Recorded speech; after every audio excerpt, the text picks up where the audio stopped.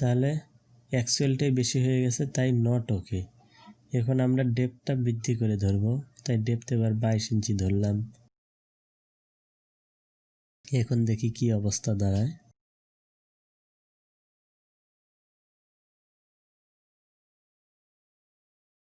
একদিকে 16 ইঞ্চি, একদিকে 20 ইঞ্চি, চারিদিকে d/2 দূরত্ব আমরা দিয়ে দিচ্ছি, অর্থাৎ punching এরিয়াটুকু।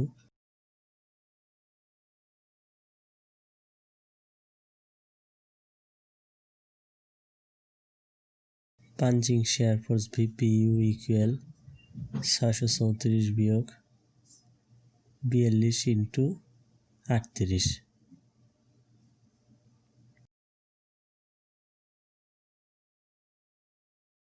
Into P net 541.4 keeps.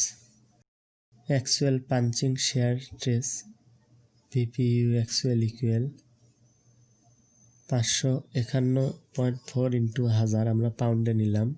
Same আগের প্রসেস একইভাবে আমরা করে যাব। মূলত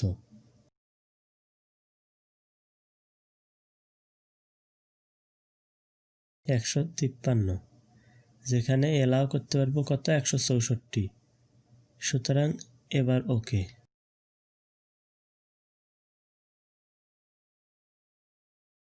critical shear check allowable critical shear stress VF allowable equal 2π√f'(c) মান বসিয়ে দিই। 82.16 psi।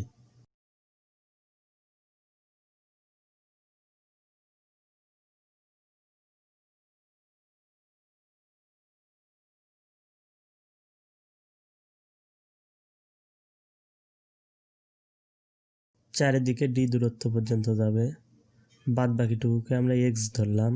আর আমাদের মনে রাখতে হবে যে যেদিকে ক্যান্টিলিভার অংশ বেশি শুধু সেদিকে ক্রিটিক্যাল শেয়ার চেক দিলে এনাফ।